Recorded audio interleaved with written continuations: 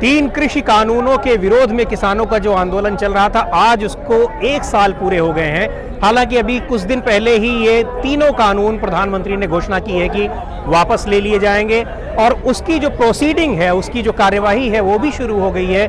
और जो संसद का सत्र 29 नवंबर से शुरू होने वाला है, उसमें प्राथमिकता से इन तीनों कानूनों को वापस लेने की प्रक्रिया पर कार्रवाई होगी। बावजूद इसके अभी आंदोलन बना हुआ है, आंदोलन जारी है।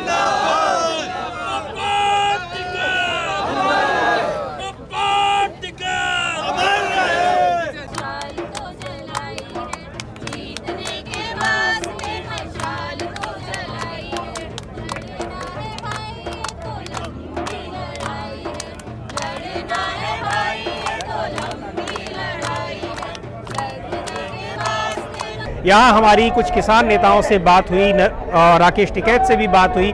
उनका ये कहना है कि हमारी केवल 3 कृषि कानूनों की वापसी का ही मांग नहीं थी, हालांकि ये मुख्य मांग थी, लेकिन इसके अलावा एमएसपी पर कानून और गन्ना किसानों की समस्याएं और बिजली की समस्या ये भी थे। खास तौर पर एमएसपी पर गारंटी उनको चाहिए, जो मिनिमम सपोर्ट प्राइस होता है, और जब तक इस पर गारंटी का कानून नहीं बनेगा, किसान आंदोलन उसी तरीके से जारी होगा। मेरा नाम जगबीर सिंह है। कहाँ से है? गांव दबथुआ है, जिला मेरठ है, उत्तर प्रदेश से है। ये जो सवाल मैंने किया कि जब ये कानून वापसी का फैसला सरकार ने कर लिया है, तो फिर अब ये आंदोलन किस लिए चल रहा है?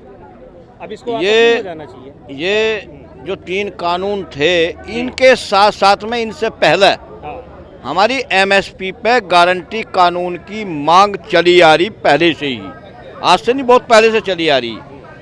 जब तक उस पर गारंटी कानून एमएसपी पे नहीं बनेगा, तब तक यह आंदोलन जारी रहेगा। चाहे इसको 1 साल तो अब आज पूरा हो गया, आगे इसमें कितना भी टाइम लगा, आंदोलन जारी रहेगा। लेकिन अब आम पब्लिक का भी दबाव नहीं बनेगा कि जब आपकी बातें मान ली गई और एमएसपी पे भी मान लीजिए वार्ता हो, कुछ उस पर भी विचार कर लिया जाए, तो फिर अब ये क्यों नहीं वापस हो रहा है? भाई एक बात तो बताओ, हाँ एक बात बताओ पत्रकार महोदय, मोदी जी ने घोषणा करी है, ये राज्य में नहीं करी है।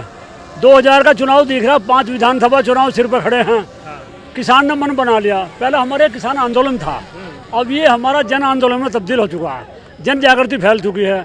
मोदी जी ने ये जो घोषणा करी है 3 कानून वापस लेने की बिल, जब तक ये हमें लिखित में नहीं देते और एमएसपी पे कानून का दर्जा नहीं बनाया जाता, इसके अलावा लिखित की आप जो बात कर रहे हैं, मैं आपको बताऊं, प्रधानमंत्री का बयान अपने आप में बड़ा महत्वपूर्ण होता है। और सुनिए, और उसकी प्रोसीडिंग शुरू हो गई है, कैबिनेट की बैठक में ये पारित हो गया कि अब हमको कानून वापस लेना है, तो इसके बाद भी भरोसा नहीं है। हमारे राष्ट्रीय प्रवक्ता का कहना ये है, भाई ये है बाजीगर, 15 लाख देंगे और भाई पता नहीं क्या क्या देने का इन्होंने आश्वासन किया, 2 करोड़ रोजगार मिलेगा। हमारा युवा सड़क पर आ गया रोजगार मिलने के चक्कर में, अब इन्होंने आश्वासन दे दिया।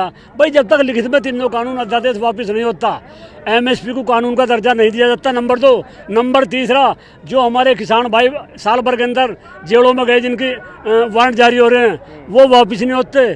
चौथा है बिजली 2020 विनियम आयोग, वो वापस नहीं होता। 5वां पराली का। 6 हैं हमारे मुद्दे टिकैत जी के, जब तक ये वापस नहीं करते, आज भी हम वहीं हैं जहाँ कल थे। बिल वापसी नहीं, आप चाह रहे हैं कि जो बिल वापसी की बात की है, प्रधानमंत्री ने घोषणा की है, उसको जब वो संसद उसको मान लेगी, तब आप हटेंगे? हाँ, तब से उसके बाद हम इस पर विचार। दूसरी जो मांग उसके बाद ऐसा है कि आधी अधूरी जो है इन्होंने घोषणाएं करी हमारे पीएम साहब ने। भाई ना तो हमने डिमांड करी आगे कानून बना दो, कृषि कानून बना दो, ना हमने ये कही कि भाई तुम जो है, जब तुम किसान को देना ही चाहते खुले दिल से, तो इनकी 6 मांग है पहले से, वही पूरी कर दो, चले जाएंगे किसान। किसान को यहाँ जो है इलेक्शन लड़ने के लिए थोड़ा आया, किसान यहाँ केवल अपनी परेशानियों को लेकर आया कि भाई दिल्ली तो बहरी नहीं है, कम से कम ये तो सुन ले और यहीं से कुछ हमारा रास्ता निकलेगा। तो जो हमारे पीएम साहब हैं, वो ये 5 ही तो रहेगी, एक तो ये कह रहे 5 और है, उसे स्वीकार कर ले, क्या आफत आ गई। अब ये भी तो होगा ना कि अब आप, यानी किसान जो है वो लगातार एक बात उनकी मान ली गई तो और चीजों के लिए दबाव बना रहे हैं। देखो जो परेशानी है, जब डॉक्टर के जा है आदमी तो फीस देके इलाज करा ले। अब जो भी परेशानी होगी तो हम किससे कहेंगे? भाई सरकार से तो कहेंगे, या किसी और से कहने जाएंगे विदेश में कह काम है। बात हमारी सरकार है, हमारे बनाए ये प्रतिनिधित्व है ये, और ये हमारे जो है तो समस्या का हल भी तो यही करेंगे, कोई और करेगा। तो किसान आप कहाँ से हैं? मेरठ से। मेरठ से है। तो आपको क्या लग रहा है, जैसे अब 3 कानून वापसी की घोषणा कर दी प्रधानमंत्री ने, उसके बाद यहाँ आसपास के लोग भी अब दबाव बनाएंगे कि अब तो किसानों को उठ जाना चाहिए, दबाव बना भी रहे हैं, बहुत से लोग कह रहे हैं कि अब क्यों बैठे हुए हैं, तो अब यहाँ के लोगों की दिक्कतों को आप लोग नहीं देख रहे हैं? दिक्कत तो लोगों को है, लेकिन इसके लिए मीडिया बंधु, ये सरकार जिम्मेदार है। हम तो रामलीला ग्राउंड में जा रहे थे, इन्होंने हमें वहाँ जाने नहीं दिया, ना जंतर मंतर पर जाने दिया, हमें तो यहाँ मजबूरी में बैठना पड़ा। हम रास्ता रोकना नहीं चाह रहे थे, लेकिन इसके लिए सरकार जिम्मेदार है, और जब तक सरकार हमारी बातें नहीं मानेगी, जो हमारी जायज मांगे हैं, तब तक हम यहाँ से जाएंगे भी नहीं। अच्छा, और पूछो। यानी अब किसानों के जो 3 कानून हैं, इनके अलावा भी और जो मांगे हैं, वो सारी बातें जब मानी जाएंगी तब उठेंगे। कि हम बिहार से हैं साहब, हाँ, और अभी तक जो किसानों को, देश के जनता को जो समझ में आया है हाँ, कि मोदी जी चुनाव के पहले बहुत बड़ी बड़ी बात घोषणा किए थे, लेकिन आज तक एक भी घोषणा को उन्होंने धरातल पर उतारने का काम नहीं किए हैं। और जहां तक मुझे समझ है कि प्रधानमंत्री एक संवैधानिक पद होता है, और प्रधानमंत्री जो बोलते हैं उसका कानून बनता है, लेकिन देश आज़ाद होने के बाद अभी तक ऐसे प्रधानमंत्री बने हैं कि जिनका बोल चाल का कोई ठिकाना ही नहीं कि क्या बोल रहे हैं क्या नहीं बोल रहे हैं। अच्छा मुझे बताइए, यही सभी लोग कह रहे हैं, लेकिन मानना तो पड़ेगा, हम ही आपने चुना है, आप उनकी बात पे भरोसा नहीं कर रहे हैं, लेकिन प्रधानमंत्री तो वही है ना, बात तो उन्हीं की माननी पड़ेगी। नहीं, प्रधानमंत्री पे भरोसा कैसे करें? हाँ। क्या क्या वादा करे हमने इलेक्शन से पहले?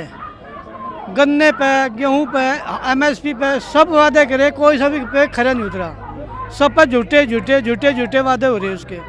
कहीं 15 लाख देंगे, और ये भी कहते हैं, ये तो इलेक्शन में नहीं झूठ बोल देते हैं। जब ये झूठी सरकार है, ऐसे झूठी पे कैसे यकीन करे जा, बताओ आगे कैसे यकीन? अच्छा मान लो अभी अब ये पार्लियामेंट में रख रहे हैं बिल वापसी का जो प्रोसीजर है, वो ये वापस हो जाएगा, तो उठेंगे आप लोग या तब भी बैठे रहेंगे? नहीं, इसके अलावा और भी तो मांगे हैं। मतलब जब सारी मांगे मान ली जाएंगी तभी उठेंगे, तो जब सारी मांगे मान ली जाएंगी तब उठेंगे, उसके अतिरिक्त ये यहीं पर बैठे रहेंगे जैसे 1 साल में बैठे थे, और किसानों का ये कहना है कि जब तक बैठना पड़े।